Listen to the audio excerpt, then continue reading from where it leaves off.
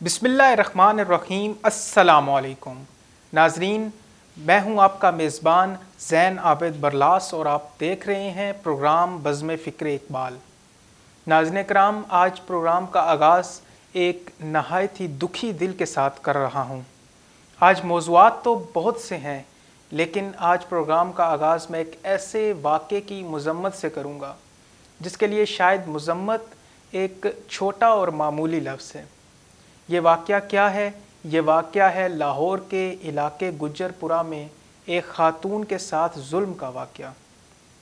नाज़रीन, इस वाक़े ने सिर्फ़ पाकिस्तान ही को नहीं बल्कि पूरी इंसानियत को हिला के रख दिया है। इस वाक़े पर सिर्फ़ अपोजिशन ही नहीं शोर मचा रही, बल्कि हकूमती वुज़रा भी इस पर चीख उठे हैं। लेकिन अफसोस सिर्फ़ इस बात का है कि लाहौर पुलिस के सरबराह जो हैं, उन्होंने इस वाक़े के मुल्ज़मान, जिनको जिनसी दहशतगर्द कहा जाए तो ये गलत ना होगा, उन पर कोई मज़म्मत नहीं की, बल्कि वो उस ख़ातून को इस बात का ज़िम्मेदार ठहरा रहे हैं जिस पर यह जुल्म हुआ है। नाज़रीन कराम, ये वाक़या पाकिस्तान की तारीख़ का कोई पहला वाक़या नहीं, बल्कि हमारी तारीख़ ऐसे बेइंतहा वाक़यात से भरी पड़ी है। आखिर ऐसा क्यों होता है? आखिर इन मुजरमान को सज़ा क्यों नहीं दी जाती?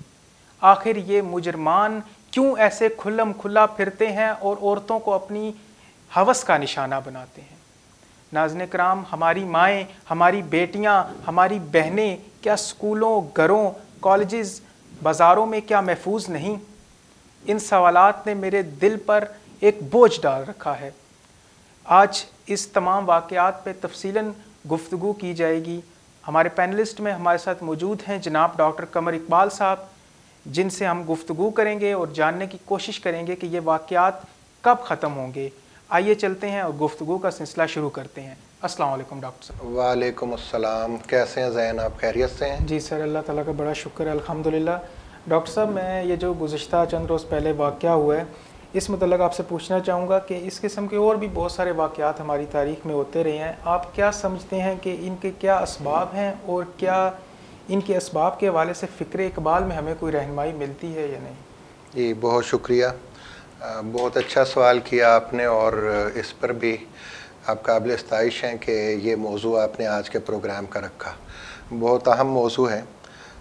अकबर इलाहाबादी, जिन्हें इकबाल अपना पीर व मुर्शद कहते हैं, उनका एक कहता है कि अल्लाह की जिसको शर्म है वो है बुज़ुर्ग दीन, बंदों की जिसको शर्म है मर्द शरीफ है, जिसको किसी की शर्म नहीं उसको क्या कहूँ, फितरत में वो रज़ील है दिल का कसीफ है।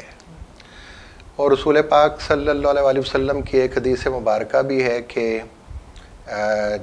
जब तुम्हें शर्म ना हो, जब तुम्हारी हया उठ जाए तो तुम जो चाहे करो।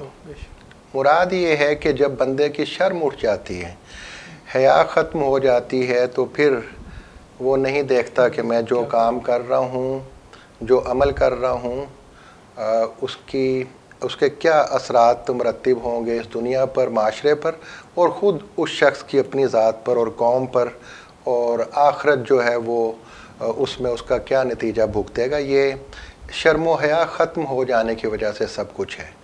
रसूल पाक सल्लल्लाहु अलैहि वसल्लम ने यह भी फरमाया कि हया ईमान का हिस्सा है, और कुरान पाक में भी मुतअद्दिद जगहों पे यही फरमाया गया है कि तकवा इख्तियार करो, नेकी इख्तियार करो, बुराई से बचो। असल में दो क़ुव्वतें हैं जब से ये दुनिया वजूद में आई है, खैर व शर।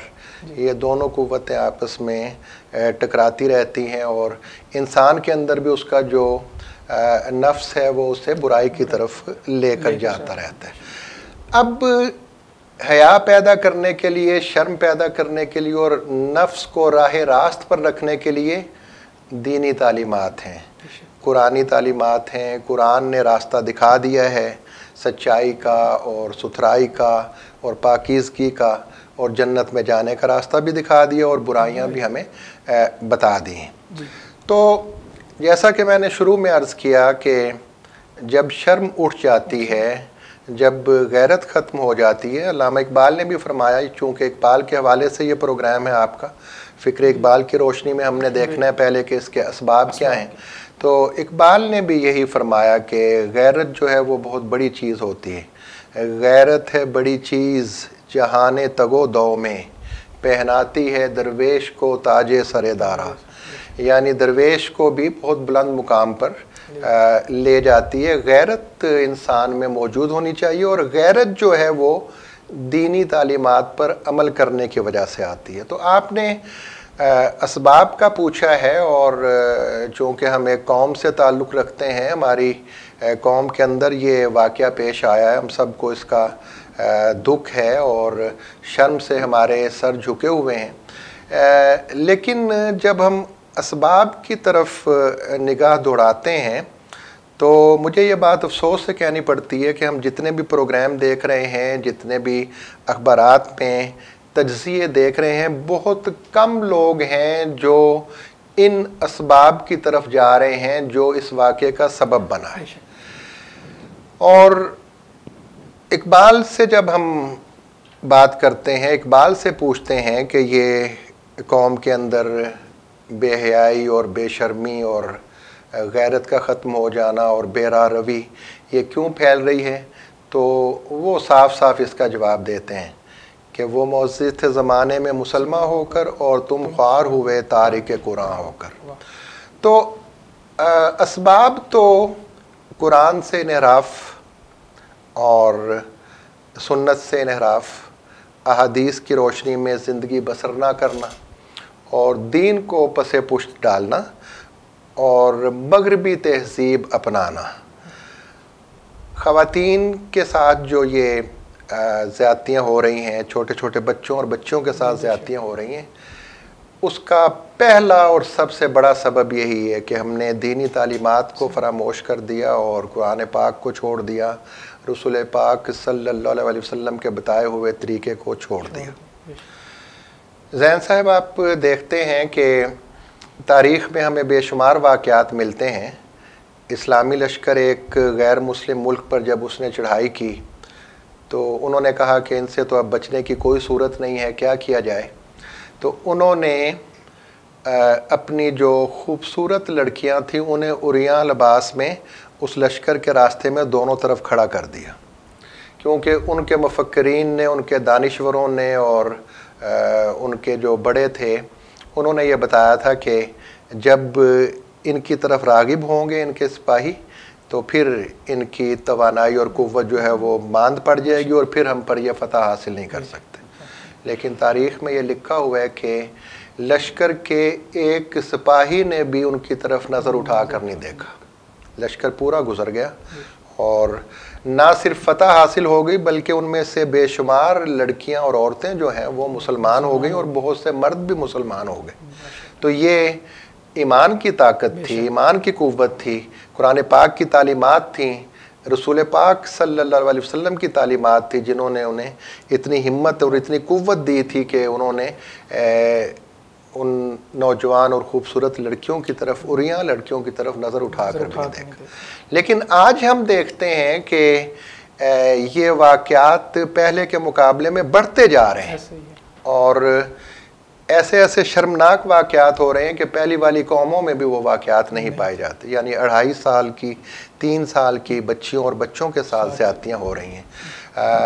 आसमान भी कांप जाता है और हमारे दिल भी हिल जाते हैं कि किसी कौम में ऐसे वाक़यात हमें पहले दिखाई नहीं देते। तो वजह साफ हमारे सामने नज़र आ रही है कि जो लोग इन हरकात के मुर्तकिब हो रहे हैं वो कुरान से दूर हैं, उन्हें कुरान पाक की तालीम नहीं दी गई, ना घर में, ना मदरसों में सही तौर पर, ना कॉलेजेस में, ना यूनिवर्सिटीज़ में और ना स्कूल्स में। उन्हें कुरान पाक की तालीम अगर दी जाती और सही तौर पर दी जाती तो यकीनन इस किस्म के खौफनाक वाक़यात हमारे सामने नहीं आते या फिर उनमें बहुत कमी होती। इतनी शिद्दत के साथ इतने खौफनाक वाक़यात सामने नहीं आने चाहिए थे। मसलन मैं आपको मिसाल दूं कि कुरान पाक को जब हम अपनी ज़िंदगियों में लेकर आए थे, तो उस वक्त सूरत हाल ये थी कि बेशर्मी और बेहयाई के कोई वाक़यात हमें नज़र नहीं आते थे। लड़कियां जो हैं वो भी कुरान के बताए हुए तरीके के मुताबिक और लड़के भी उसके मुताबिक ज़िंदगी बसर करते थे। सूरह नूर के अंदर आयत नंबर 30 और 31 का मुताला अगर हम करें तो उसमें मैं अपनी बात को समेटने की तरफ आता हूँ। जो आपने असबाब पूछे हैं वो मैं बता रहा हूँ कि कुरान को छोड़ना इसका सबसे बड़ा सबब है। सूरह नूर की आयत नंबर 30 कि ए नबी सल्लल्लाहु अलैहि वसल्लम इन औरतों से कह दो कि इन मर्दों से कह दो कि अपनी नज़रें झुका कर रखें और अपनी शर्मगाहों की हिफाजत करें कि ये उनके लिए पाकीज़ा तरीका है। मर्दों को ये कह दिया। अब हम कुरान को अपनी किताब कहते हैं लेकिन इस बात पर अमल नहीं करते। और 31वीं आयत में ये कहा गया है कि इन मोमिन औरतों से भी कह दो कि ये अपनी नज़रें झुका कर रखें, अपनी शर्मगाहों की हिफाजत करें और अपनी ज़ीनत को भी नुमाया ना होने दें और पाँव ज़मीन पर मार कर ना चलें कि उनकी ज़ीनत नुमाया हो जाए, वाज़े हो जाए, और ये उनके लिए बहुत पाकीज़ा तरीका और रास्ता है। तो अब आप देख लें कि कुरान पाक पर हमारी औरतें भी अमल करती नज़र नहीं आती, जिस तरह से हमें बाज़ारों में और गलियों में, मोहल्लों में, कॉलेजेस में, यूनिवर्सिटीज़ में नज़र आती हैं। और जब वो कोई परवाह नहीं करेंगी तो जाहिर है कि मर्द भी परवाह नहीं करते, उनकी भी तालीम नहीं है। तो ये जब सूरत हाल सामने आती है तो फिर ख़ुद ब खुद ऐसे वाक़यात जो हैं वो जन्म लेते हैं और इस कदर अफसोसनाक सूरत हाल का हमें सामना करना पड़ता है। तो ख़ुलासा ये हुआ कि असल बात ये है जो हमें बबांगे दोहल कहनी चाहिए और लोग इस तरफ तवज्जो नहीं देते और ना दे रहे हैं कि कुरान से दूरी, इस्लाम से दूरी, अपने दीन से दूरी और रसूल पाक सल्लल्लाहु अलैहि वसल्लम के बताए हुए तरीके से जब दूरी हुई है तो हम ज़लील व ख्वार और रुसवा हो रहे हैं। ये ज़िल्लत और रुसवाई है जो ऐसे वाक़यात हमारे सामने आ रहे हैं। अल्लाह ताला इनसे हम सबको महफूज रखें। क्या वजह है डॉक्टर साहब कि हमारे इस्लामी माशरे में ऐसे वाक़यात बढ़ते जा रहे हैं? अल्लामा इकबाल हमारे इस्लामी मुफक्कर हैं, उन्होंने मुसलमानों की इस्लाह के लिए बहुत सारा हमें बताया, लेकिन फ़िक्र इकबाल की रोशनी में ये बताइए डॉक्टर साहब कि ऐसे वाक़यात को कैसे रोका जा सकता है, इनकी कैसे रोकथाम की जा सकती है? जी, अच्छा सवाल किया आपने जैन साहब। बात ये है कि फ़िक्र इकबाल सारी की सारी कुरान पाक से अखज़ शुदा है और कुरान पाक की तालीमात ही इकबाल ने अपने अशार में, अपनी फ़िक्र में, अपने खुतबात में हम तक पहुँचाने की बहुत ही खूबसूरत कोशिश की है। तो इकबाल का बहुत मशहूर शेर अभी मैंने आपके सामने रखा, उसे पढ़ता हूँ मैं फिर, और आगे फिर एक दो और इशार की मदद से हम अपनी बात को मुकम्मल कर लेंगे कि वो मौजूद थे ज़माने में मुसलमान होकर और तुम ख्वार हुए तारिक कुरान होकर। यानी कुरान को जब तुमने तर्क किया है तो तुम ज़लील व ख्वार और रुसवा हुए हो। अब ये तो सबब हो गया कि कुरान को छोड़ना इसका सबब है। सद्देबाब कैसे होगा इन वाक़यात का, किस तरह से हम इस ज़िल्लत और रुसवाई से निकलेंगे, उसका तरीका भी दो टोक लफ्ज़ों में इकबाल ने बता दिया कि गर तू मी ख्वाही मुसलमान जीस्तन नीस्त मुमकिन जुज़्बा कुरान जीस्तन। अगर तू मुसलमान बन के ज़िंदगी गुजारना चाहता है तो वो कुरान के बगैर किसी सूरत में मुमकिन नहीं है।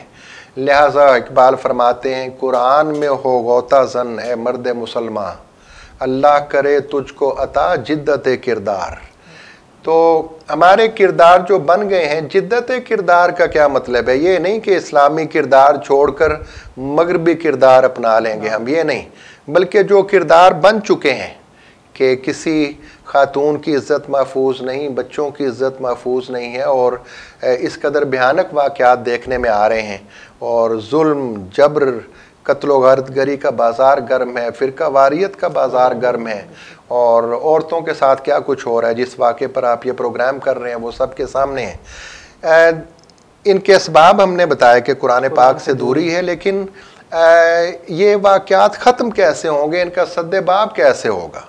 तो ये जो किरदार हमारा बन गया है, घनौना किरदार कि आखिरत की फ़िक्र ही नहीं है, हमें अपनी कौम की फ़िक्र ही नहीं, हमें एहसास ही नहीं कि हम मुसलमान हैं और मुसलमानों के ये काम नहीं होते जो हम कर रहे हैं।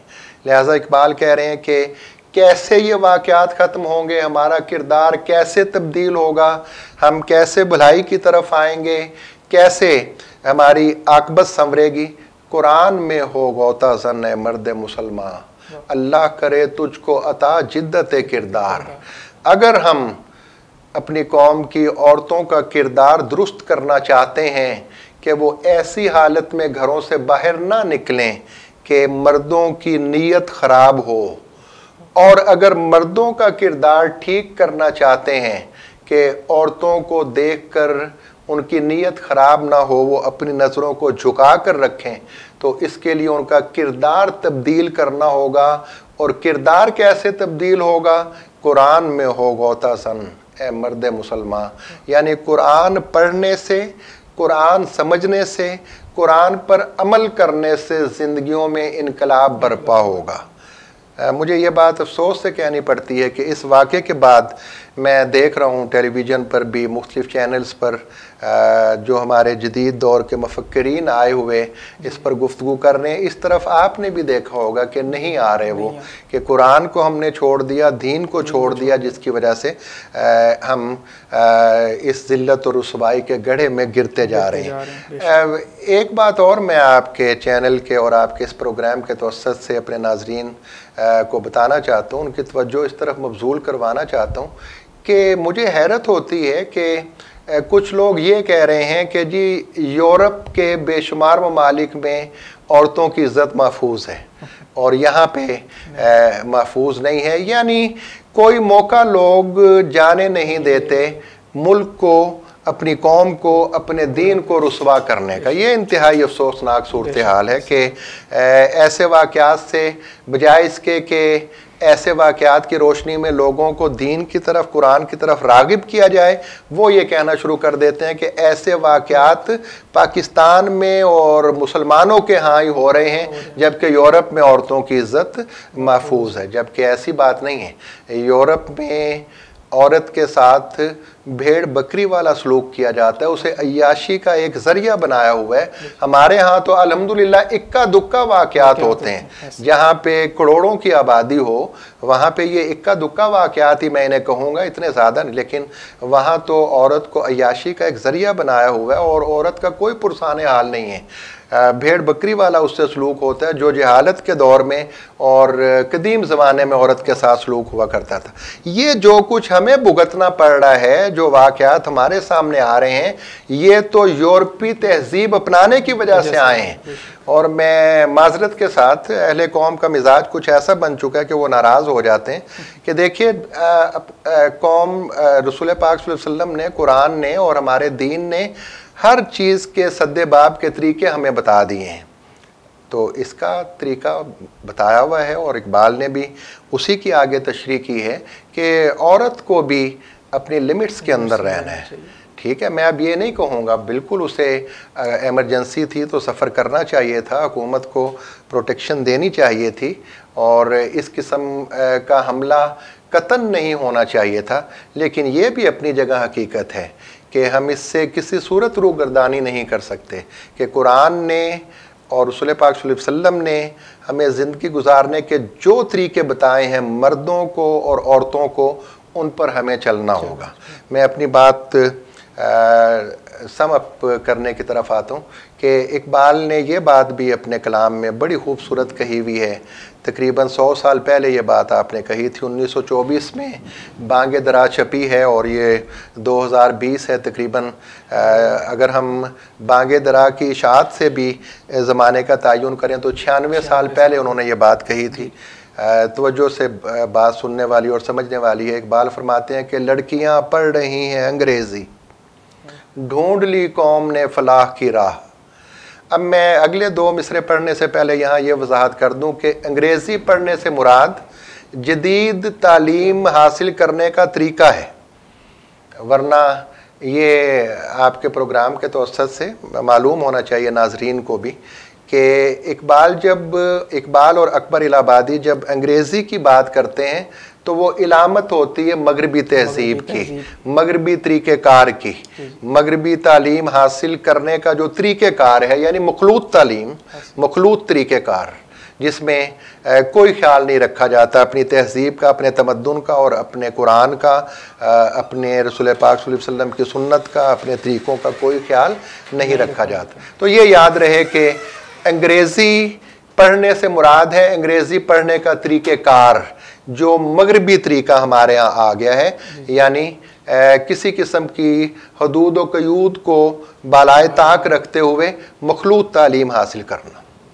तो अब देखें, लड़कियां पढ़ रही हैं अंग्रेज़ी, कौम ने ढूंढ ली फलाह की राह, ये ड्रामा दिखाएगा क्या सीन, पर्दा उठने की मुंतज़िर है निगाह।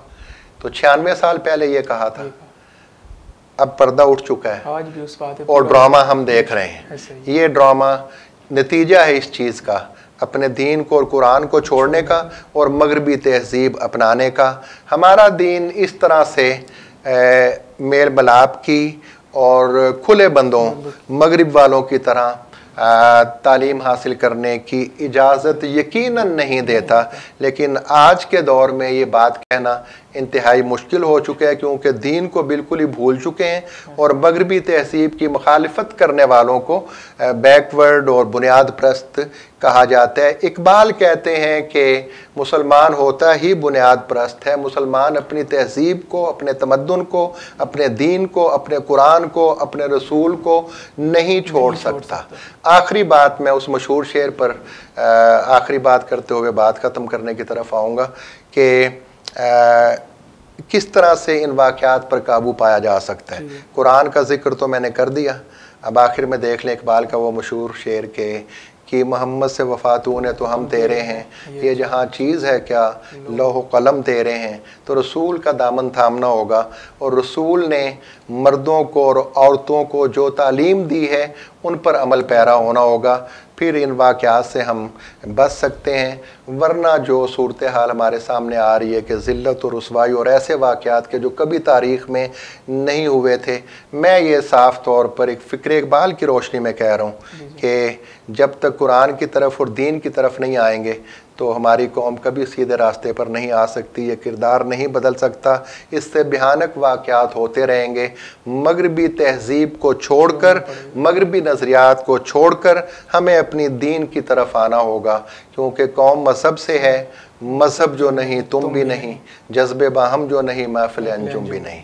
डॉक्टर साहब ये भी साथ ही साथ बताइए जाइएगा कि हमें ऐसी कौन सी सज़ाएँ इस तरह के जो हैं मुजरमान को देनी चाहिए कि जिससे लोगों को इबरत का निशान बनाया जाए। ये भी चलते चलते आपने फिर एक ज़बरदस्त सवाल कर दिया और यकीनन ये आजकल मौजू भी चल रहा है और मैं तो दो टोक लफ्ज़ों में आपको मुख्तसर जवाब दूंगा। इकबाल की रोशनी में जितनी बात हो चुकी, फ़िक्र इकबाल की रोशनी में ही इसका जवाब भी कि क्या हम अपने दीन को मुकम्मल दीन समझते हैं जी? क्या हम कुरान को मुकम्मल ज़ाब्ता हयात समझते हैं? क्या हम कुरान के दिए हुए आइन को अपना आइन समझते हैं? इकबाल तो यही कहते हैं कुरान और हदीस की रोशनी में, असरार खुदी और असरार और रमूश जो उनकी दो मसनवियाँ हैं, असरार खुदी में वो यही फरमाते हैं कि इस रूए ज़मीन पर मुसलमान का आइन कुरान है, मुसलमान का आइन कुरान है। लिहाजा अगर हम कुरान और हदीस को अपना आइन समझते हैं और इकबाल को अपना मुफक्किर समझते हैं तो हमें यह बात कहते हुए शर्माना नहीं चाहिए कि इन जराइम की सज़ाओं का तयन इस्लाम ने कर दिया है। अगर इस्लाम ने ना किया होता तो फिर हम सोचते कि ये सज़ा होनी चाहिए, ये सज़ा होनी चाहिए, फ़लाँ मुल्क में ये सज़ा है या फ़लाँ मुल्क में ये सज़ा नहीं है, हम क्यों दें? हमारा तो अपना दीन है, हमारा अपना कुरान है, हमारा अपना नबी है। आपने जो सज़ाएँ मुतय्यन कर दी हैं हमें वही देनी होंगी, निजात हमारी तब ही मुमकिन होगी। और ये बात भी हदीस मुबारक में आती है कि जब कुरान से हट कर लोग फ़ैसले करने लगते हैं, मुसलमानों के यहाँ जब कुरान से हटकर फैसले होने लगते हैं तो हम उन पर ऐसे हुक्मरान मुसल्लत कर देते हैं जो जालिम होते हैं और जुल्म का बाज़ार गर्म हो जाता है। तो अब आप इसकी रोशनी में देख सकते हैं कि क्या आज जुल्म का बाज़ार गर्म है या नहीं, और क्या ऐसे ऐसे वाक़यात हो रहे हैं या नहीं कि जो हम कभी सोच भी नहीं सकते थे। बिल्कुल हो रहे हैं, और वो इसी वजह से हो रहे हैं कि हमने कुरान को अपना आइन बनाने की बजाय मगरिब को अपना राहबर और रहनुमा बना लिया और ज़लील व ख्वार और रुस्वा हो रहे हैं। तो आखिर में फिर मैं यही कहूँगा कि जिन सज़ाओं का तयन कुरान ने और रसूल ने कर दिया है वही हमें लानी होंगी, तब ये वाक़यात रुक सकते हैं, वरना इनके रुकने की कोई वजह नज़र नहीं आती। बहुत शुक्रिया डॉक्टर साहब, आपने हमें अपना कीमती वक्त दिया। नाजरीन, प्रोग्राम का वक्त अपने अख्ताम को पहुँचा। आपसे मुलाकात होगी इंशाअल्लाह अगले हफ्ते। अब तक के लिए अपने मेज़बान ज़ैन आबिद बरलास को इजाज़त दीजिए। ख्याल रखिए। अल्लाह आपका हामी व नासिर हो।